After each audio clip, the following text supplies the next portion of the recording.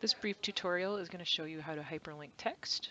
So you're going to go into your module and edit content.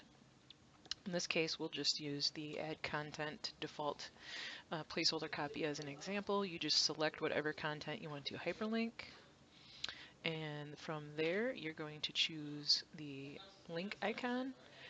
And now this is where you're going to select what you're linking to. So it could be a portal file or other URL. So if it was an external website, you can paste that in the URL field. You could also choose portal page. That will allow you to browse your website and pick a page within your website. Also, there is link to anchor in text and email.